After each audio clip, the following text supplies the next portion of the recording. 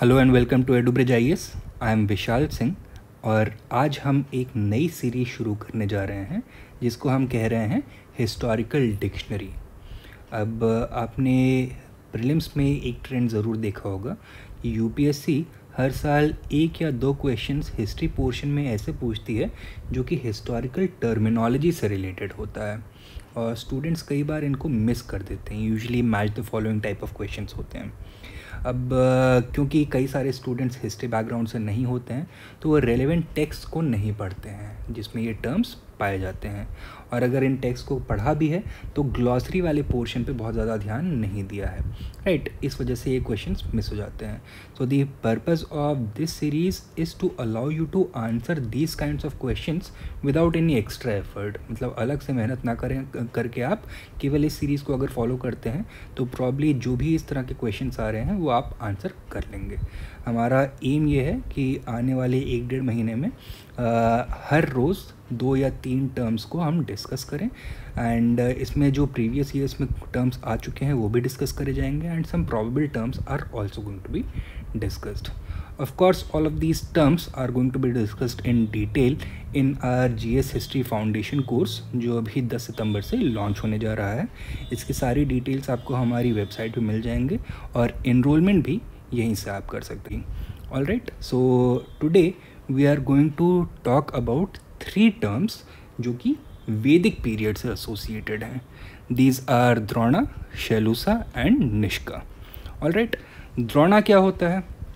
अब early Vedic period में there was an entity known as a house होल्ड, जिसको आजकल हम गृहस्थी बोलते हैं हिंदी में, उसको हाउस होल्ड बोला जाता था।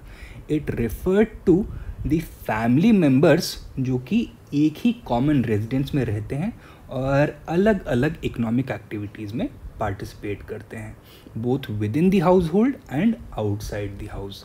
अब ऐसे हाउस होल्ड यूनिट के लिए अर्ली वैदिक लिटरेचर में अलग अलग टर्म्स को यूज़ किया गया है, one of which is Drona. बाकी जो टर्म्स हैं वो भी यहाँ पे मेंशन्ड हैं। दीज इंक्लूड क्षिति, दम, पस्त्या, गया एंड गृह, right. So I hope this is clear. द्रोणा मतलब क्या है? It refers to a house hold unit. Next term है शैलूसा। अब लेटर वैदिक पीरियड की हम बात कर रहे हैं। लेटर वैदिक पीरियड में इकोनॉमिक चेंजेस हुए थे कुछ काफ़ी important, such as second urbanisation had taken place, agricultural surplus develop हो गया था, बहुत सारे trading and commercial activities start हो गई थी, arts and crafts production start हो गया था, बड़े बड़े अर्बन सेंटर्स डेवलप होने लग गए थे। अब किसी भी सिटी में आप एक कॉमन फीचर ज़रूर देखेंगे कि यहाँ पे एंटरटेनमेंट इंडस्ट्री भी फ्लरिश करती है, right. So you can imagine कि लेटर वैदिक पीरियड की एंटरटेनमेंट इंडस्ट्री किस तरह की होती होगी, लोग क्या करते होंगे, या तो कोई गेम्स खेलते होंगे या कोई प्लेस देखते होंगे या फिर कोई म्यूज़िकल रिसाइटल या फिर डांस रिसाइटल अटेंड करते होंगे या फिर कोई सर्कस होता होगा या फिर कोई मैजिक शो प्रॉब्ली होता होगा या फिर प्रॉब्ली कोई एक्रोबैटिक्स का शो होता होगा, etcetera, right. So these kinds of things must have been popular. One of these professional performers was known as a शैलूसा। शैलूसा क्या होता था? He was a professional actor or dancer of the later Vedic age. I hope this is also clear. Third term आज जो हमको discuss करना है that is निष्का।